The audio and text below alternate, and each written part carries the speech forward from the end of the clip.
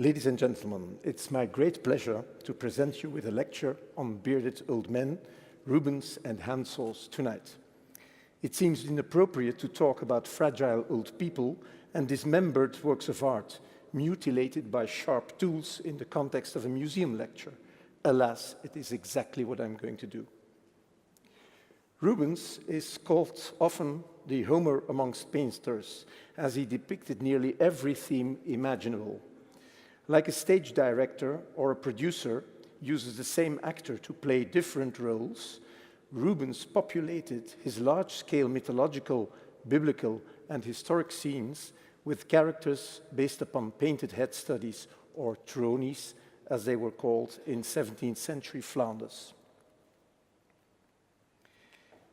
To fill his huge compositions with vivid, lively people, Rubens formed a useful assembly of painted character heads with striking or charismatic facial features. The large majority of Rubens's head studies depict picturesque elderly men with weathered faces, curly long hair, and impressive beards. In paintings, they often appear as holy men, hence their nickname, apostle heads. Sometimes they seem not well-humored and look quite intimidating, which explains why they are also known as character heads. The rough, even brutal appearance of these heads finds a parallel in the pejorative meaning of the Dutch word tronie today. It is not exactly meant as a compliment when one's face is described as a tronie after a long night out. At first sight, the overwhelming presence of male tronies may surprise. But we shouldn't forget that for centuries, subject matter in Western art was dominated by male role models, and that subjects often required facial expression if they wanted to be understood. Also, it seems that Rubens preferred to give his male and female heroes younger physiognomies. As this exhibition beautifully illustrates, these reflect his ideal of beauty imbibed with the art of antiquity. Many of the characters were created in preparation of a particular painting and with particular figure in mind, such as a mourning St. John, a kneeling Mary Magdalene, or the black king, Magi king. But most of the tronies were more used than just once and reappear again and again in other compositions. As such, these heads were important tools in the artist's studio procedures. They were not considered works of art by the artist, but they were nevertheless indispensable for the daily routine of invention and execution. It explains why tronies were so often copied. Rubens' repeated use of the same tronies was criticized even by 17th century biographer Gian Pietro Bellori, who thought that Rubens' figures often looked stereotyped and vulgar. Young assistants like Van Dyck made thumbnail drawings that sum up existing prototypes as a memory exercise, presumably as a basis for inventing new compositions. The two drawings I show you here are preserved in the collection of the Duke of Devonshire in Chatsworth. At present, I have traced some 140 head studies on panel or canvas that are connected with the Rubens studio, of which some 30 are whereabouts unknown or possibly even lost. The same model was often painted in 2, 3, or even 4 different positions on one panel, in profile to the left and to the right, facing frontally, or foreshortened, looking up or down. In some tronies, the artist studies the casting of the light and the shadow on the skin. Others show expressions of contemplation, joy, turmoil, or fear. These heads remain together until the sale of Rubens' studio in 1640.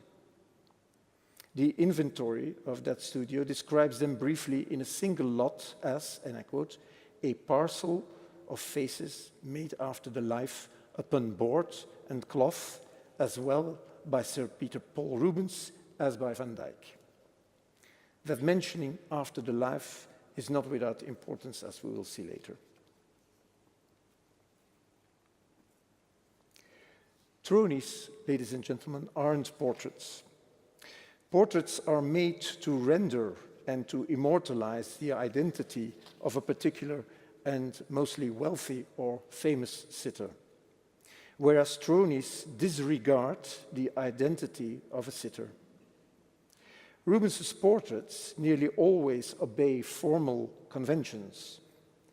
The portrait usually looks us in the eye, such as here, the wealthy couple in the Mauritshuis at The Hague, representing Clara Fourmont, Rubens' sister-in-law, and her husband, the tapestry merchant Peter van Hecke. Tronies are about facial expression, foreshortening, the play of light and shadow, its translucency and color. The men and women depicted in Rubens' tronies are ordinary people that remained anonymous. The names of the models were not considered important, so they were not recorded. In the Romantic era, some elderly female head studies related to the Rubens studio were falsely identified as portraits of Rubens' mother or Rubens' aunt to raise more money at auction. In all likelihood, the artist asked members of his household. One entry of an early Antwerp inventory mentions a trony of Rubens' washing maid, for instance. It may perhaps have been this fragmented head study, which probably was coupled with a depiction of the same old woman looking in profile to the right, as recorded in a drawing by Artus Wolfort. You see that here on the left. The large panel with copies after such coupled Rubens tronies, auctioned at Christie's in London on 9 December last year, seems to support this view. We recognize the two views of the elderly woman in the second row on the left. Interesting too, this painted document includes Rubens' head of a cardinal. You all know from the collection of the Kunsthistorisches Museum here, at the top row on the right, and identifies the work as a study of light and shadow rather than as a portrait of a particular person.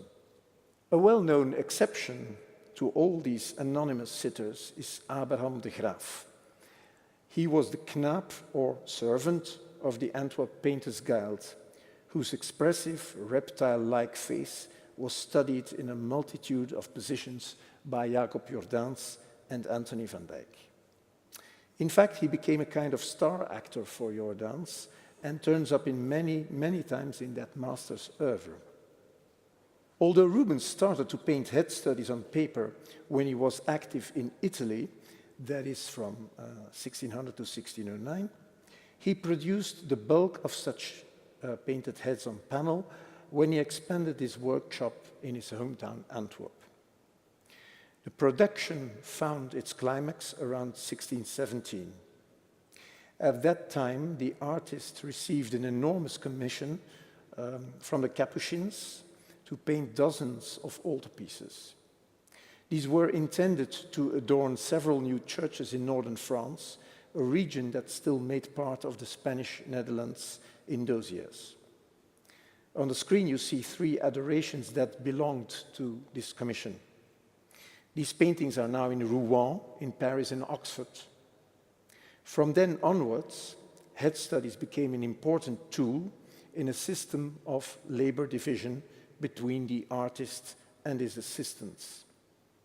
Rubens' studio ranked amongst the largest in 17th century Europe, and such enterprise could only operate successfully thanks to efficiency. For young artists, it was a privilege to work in this creative environment, even if it meant obeying to the master's idiom. Already in 1611, Rubens wrote to the engraver Jacob de Bie, and I quote, "It is impossible for me to accept the young man whom you recommend. From all sides, applications reach me. Some young men remain here for several years with other masters, awaiting a vacancy in my studio.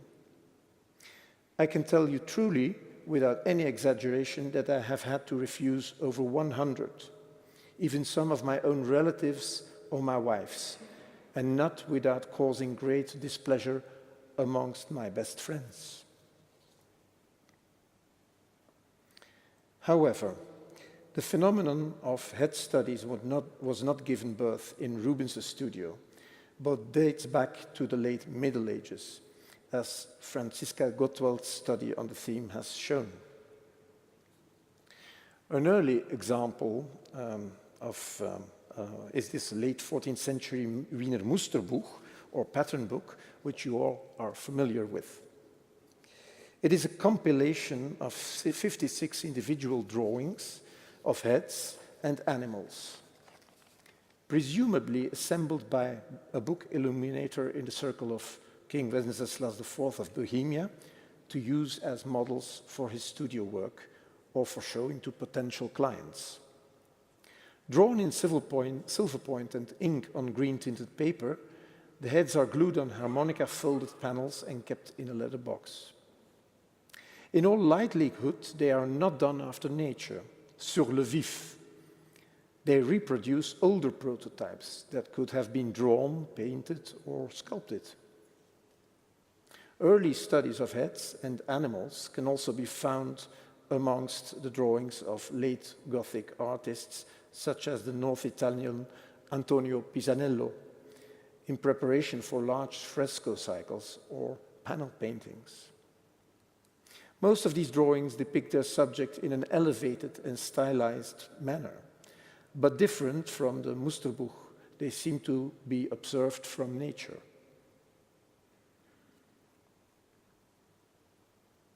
When he was working at the court of the Gonzagas in Mantua, Rubens must also have been able to study Leonardo drawings as well as material from the Giulio Romano studio. He must have witnessed how large Italian artist studios like those of Barocci and Tintoretto speeded up the production by creating heads in chalk on paper that could serve in several different compositions. It is interesting to observe how the function of these head studies may vary amongst artists. In Leonardo's head studies, for example, one gets the impression that the artist is mainly interested in the volume itself, while Barocci, and you see the drawings of Barocci and Tintoretto on the lower row, are rendering the subtle or dramatic effect that light and shadow cast on volume, whether a living model or a Roman bust. Tronies, both drawn and painted, were also common during the Renaissance in Northern Europe. A very fine example is this Dürer model drawing of a young man on the left in preparation for a depiction of the young Christ. And next to it on the right, you see a typical trony by the Antwerp master Frans Floris. It is highly idealized and inspired by examples that he must have seen during his Italian journey. Floris's workshop is said to have employed 120 painters, and this surely must have opened Rubens' eyes. On the working procedures of Frans Floris, the artist biographer Karel van Mander writes that, and I quote, "The artist set to journeymen to do the dead coloring, that is the stage of underpainting, after he had indicated to them his intention somewhat with chalk, letting them get on with it, after having said, put in these or those heads, for he always had a good few of those to hand on panels." And he follows, "In this way they gained courage and experience, so they saw no problem in setting up canvases and designing something themselves and painting from their imagination. Also those who came to him were mostly the ones with the best talent who had already learned for a long time with others and had practiced art and were all experienced." End of quote.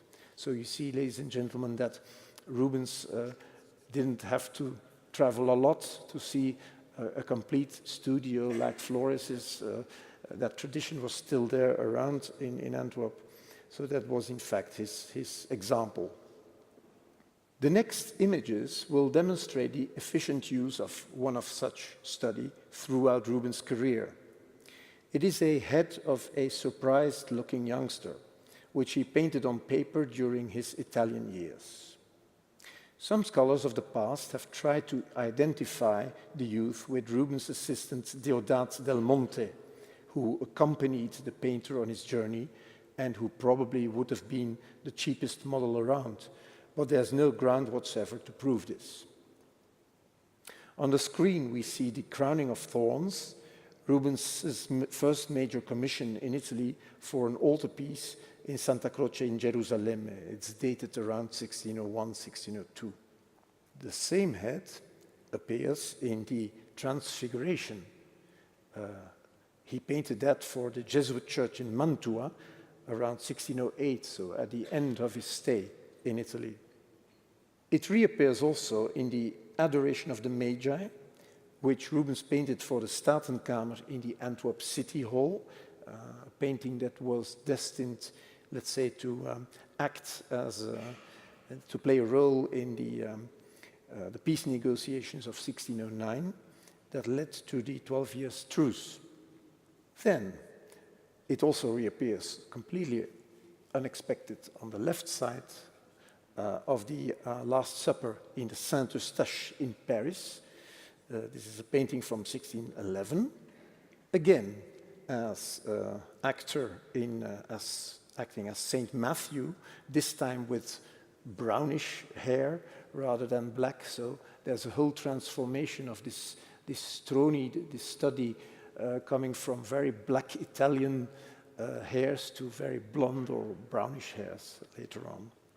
Then the Judgment of Solomon, painted in 1611-14, where you see the youth appearing next to the king, also again wondering and surprised.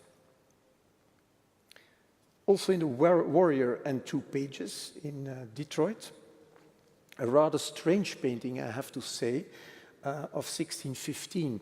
In fact, this is truly, we can say, a failed picture, a bad Rubens picture based on 3 tronies. You see the invention.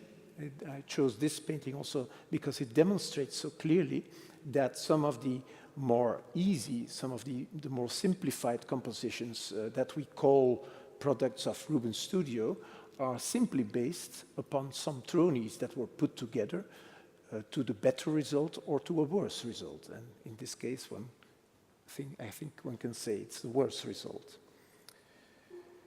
And then the organ wing in the Liechtenstein collection of 1618, 1619, where one can see it next to the angel. Ladies and gentlemen, Rubens' tronies were collected and continued to be used by other artists after his death in 1640, as is testified by some Antwerp inventories. These archival documents have been transcribed and published by art historians like Denusset and Duverger.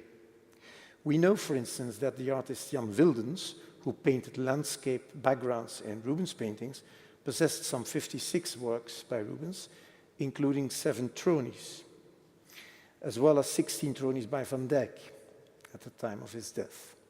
And another Rubens assistant, Erasmus Kellinus II, who died in 1678, had even 104 works by Rubens, including a taken book, a drawing book, and 20 tronies, as well as 8 tronies by Van Dyck.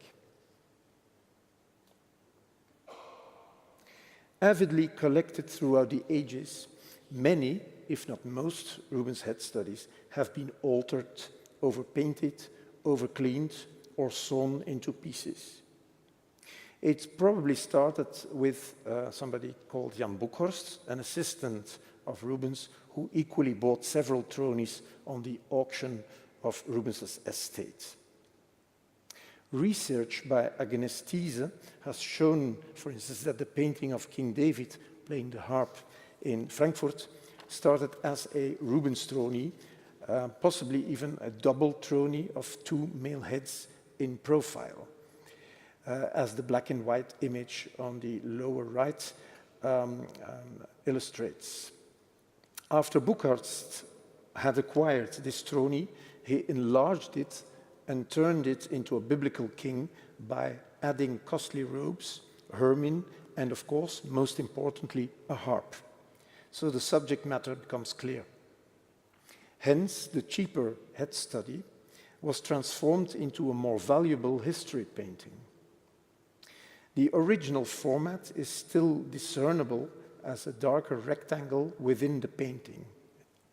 The Rubens head in Edinburgh, in the upper right on the screen, has undergone a similar process. In this painting, Buckhorst added a chasuble to the Rubens throne in order to represent a bishop or a saint. And I could cite some other examples, such as, for instance, the Mannheim throne of a woman transformed in a woman reading, or a throne of a man formerly in Pommersfelden transformed in an ancient philosopher holding a bronze figurine. So there are many more of such examples that can be given. More than generally thought, Rubens's head studies were the subject of metamorphosis.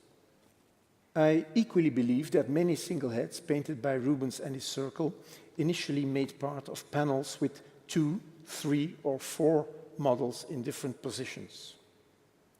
Some unaltered, rare examples survive, such as the 2 male heads in Museo Correale in Sorrento on the upper left, the so-called Plato and his companion in New York, lower left, the privately owned throne of a laughing, crying, and angry man, which the master mentions in a short note to the sculptor Lucas Federbe in 1638.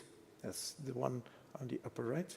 And most famous of all, of course, the unforgettable 4 studies of a man in Brussels, lower right. During the 17th and 18th centuries, many other multiple head thrones were sacrificed by Handsaws in the omnipresent quest for profit. In tonight's lecture, I want to focus on 2 case studies that are still research in progress. I'm aware of the fact that these considerations still may seem premature and that they may change, that one cannot yet speak of true results. But still, at the same time, these 2 cases will make clear how important technical research is in our aim to reconstruct the genesis, function, and the original form of that work on the wall. My first case is about a group of thrones that Rubens must have painted around 1609. And the first head I show you depicts an elderly man with curly hair and a large gray-white beard in profile. His looks are truly fit for a Christmas card. He has found home at the Palazzo Corsini in Rome. The study formed the basis for the kneeling king in the Adoration of the Magi in the Prado, a detail of which can be seen in the upper left here on the screen. And seen from a slightly shifted angle, this model can also be spotted in a painting of around 1615 here at the Kunsthistorisches Museum, namely the 4 continents, or the 4 rivers of paradise, as it has been called more recently. During restoration, it was discovered that this head was only a fragment. The main part with the head was painted on a panel with horizontal wood grain. The dark background was, on the contrary, painted on a plank with vertical wood grain, therefore a later addition. Well, not therefore, but still. In older publications, Julius Held and other scholars argued that the head in the Palazzo Corsini once belonged to a larger panel, together with another view of the same model, this time seen from the front. That is this panel. This second head study makes part of the State Hermitage Museum in St. Petersburg. It served as a basis for the man left of Christ in Rubens's Ecce Homo in that same collection. And the painting is graciously loaned to the present exhibition, so you can all enjoy it in the rooms next door. The panel is certainly painted not later than 1612. It is also known that a study in the Hermitage is a fragment. The head is namely painted on a Kernstück in the form of an irregular quadrangle also with horizontal wood grain. And at some later date, this was inserted in a larger rectangular panel consisting of wooden planks equally with horizontal wood grain. In order to elevate the status of the fragment, a brown drapery, and I'll show you the picture in its present state, a brown drapery suggesting a Roman toga was then added to fill the new parts and to camouflage the whole operation. However, Held's theory that the Corsini and Hermitage heads were painted juxtaposed on one and the same panel doesn't explain why the left edge of the Hermitage Kernstück had to be sawn out in an oblique way. This was not strictly necessary and made the insertion of the fragment in the larger panel not easier. Etwas ist los. In this context, I would like to introduce a third head, which is in a private collection. It shows the same model with gray curly hair looking in profile to the right. Like in the previous two studies, the light comes from the left, casting his face in shadow. We recognize the man as the Roman centurion in the large painting of Ambrosius and Theodosius here at the Consistorius, as can be seen in the detail upper left. Also, Rubens reused the trony for another centurion, this time in the death of Seneca in Munich, a detail of which is shown in the lower left. This head was seriously doubted by scholars in the past because of the unusual light tonality of its background. In fact, what we see is the bare chalk and glue priming of the panel covered with some transparent bluish paint.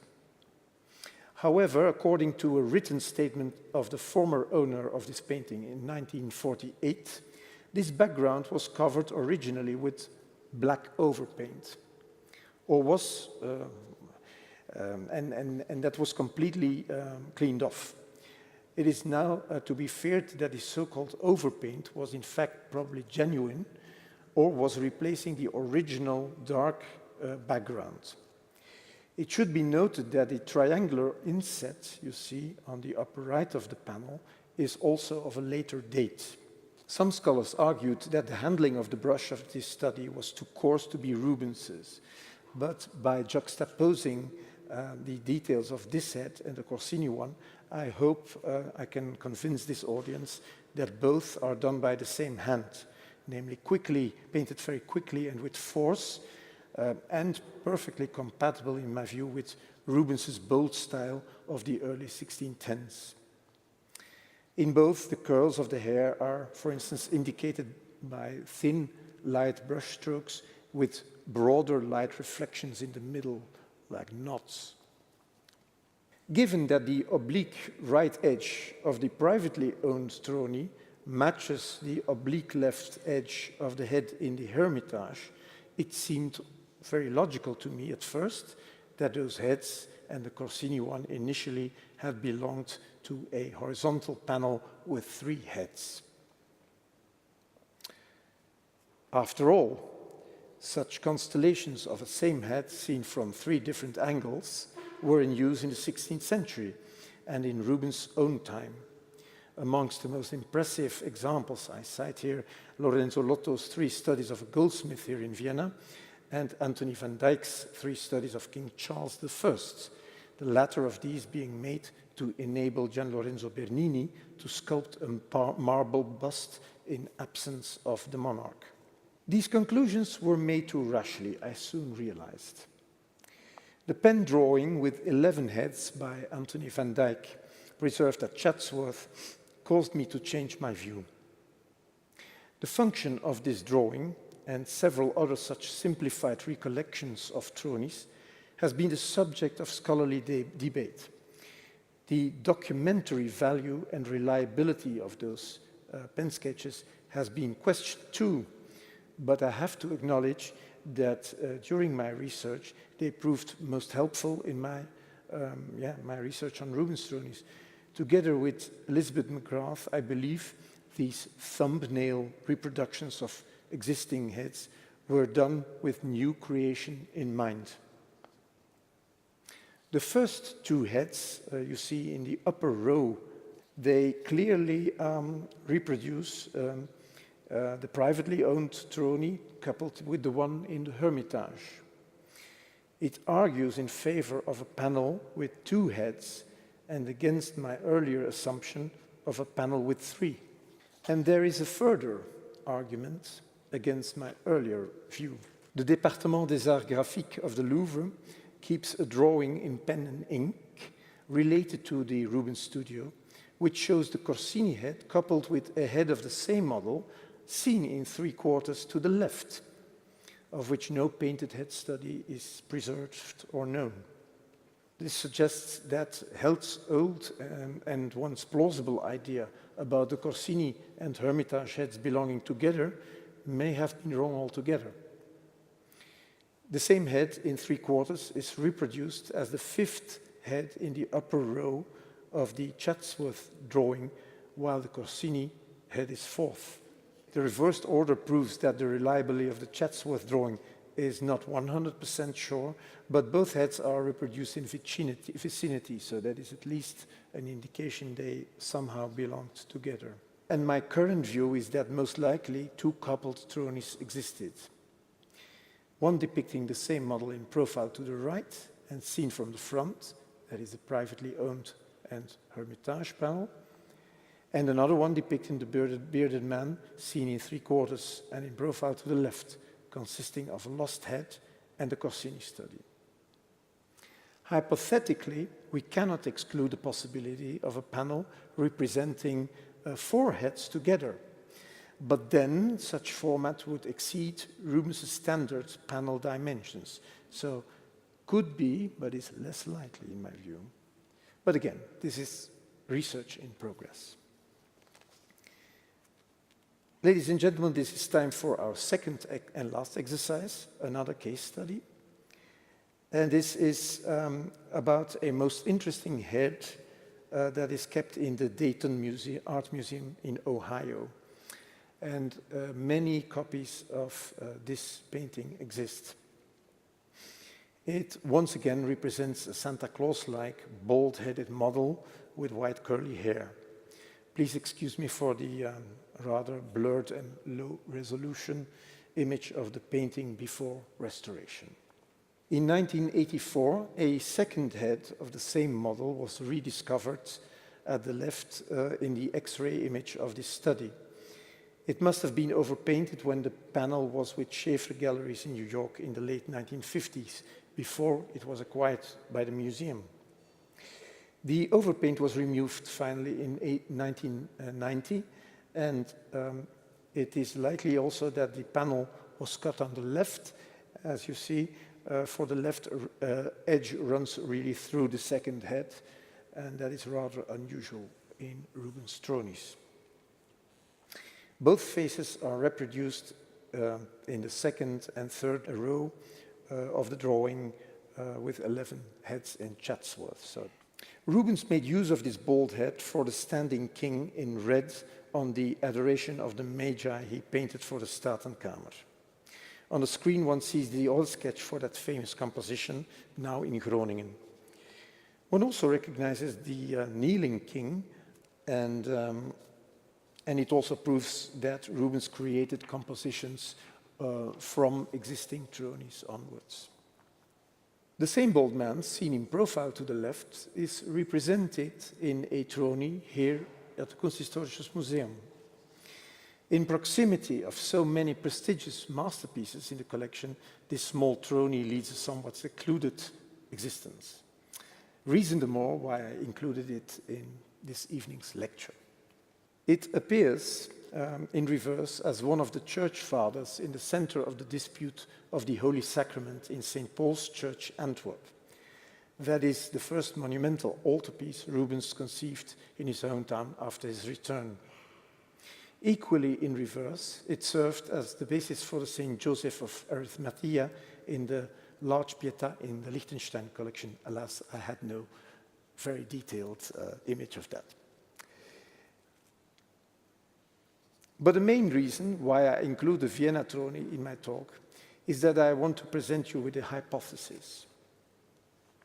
Could it be possible that the Dayton and Vienna panels initially belonged together? Beside the fact that the Vienna Troni depicts the same model as the Dayton panel, both panels have vertical wood grain and have rather similar dimensions. The Vienna panel measures 67 by 56 centimeters, the Dayton panel 67 by 50. At some point in history, the study here in Vienna was heavily overpainted. This is the case with the shadowed face, the bald head, the hair at the back, and the crimson attire. This overpainting, very extensive overpainting, has been done in a rather clumsy and thick manner, as the detail on the right testifies. The image on the left shows some original beautiful locks of hair in the middle of the beard of the man, and also around the ear that have remained untouched. Rubens's masterly brushwork below the overpaint can also be studied in a partial X-ray of the central part of the painting. The panel support, though, of the Troni was, according to the visual evidence and also the X-ray, sawn to pieces and reduced to an irregular quadrangle, to which two boards were added, so to present the dimensions of today. We don't know when all this happened, but the fragmented and overpainted state of this Troni may lie perhaps in the turmoiled afterlife. As we can read in a study by Angela de la Force in the Burlington magazine of 2007, the panel must have traveled from Antwerp to Madrid, for it figures in the inventory of Juan Gaspar Enriquez de Cabrera, 10th Admiral of Castile, lived from 1625 to 1691. It then was inherited by his son, the 12th Admiral, who fell into disgrace during the Spanish War of Succession. By October 1702, the work then was transported to Lisbon and kept in custody by the Jesuits. And then there it was bought by the future Emperor Charles VI in 1705. It then was shipped to Britain, and then it made the long journey through Europe before ending up in the Imperial Stallburg Gallery here in Vienna. So it would not seem very strange that a painting could be damaged through such a long journey and then repaired. Needless to say that it will take far more research before we can make any further conclusions about the two cases I have presented this evening. I would like, therefore, to invite my dear colleagues of the Kunsthistorisches Museum to have a closer look with me at the Rubens Troni here, and tonight's lecture may again have demonstrated the complexity of Rubens's oeuvre and its interpretation, because still so many issues remain unresolved regarding iconography, workshop practice, chronology, and authorship. Thanks to the knowledge, passion, and goodwill of researchers in various museums worldwide, we can hope to disentangle some of these mysteries. Sehr geehrte Zuhörer und Zuhörerinnen, ich möchte Ihnen für Ihre Aufmerksamkeit bedanken.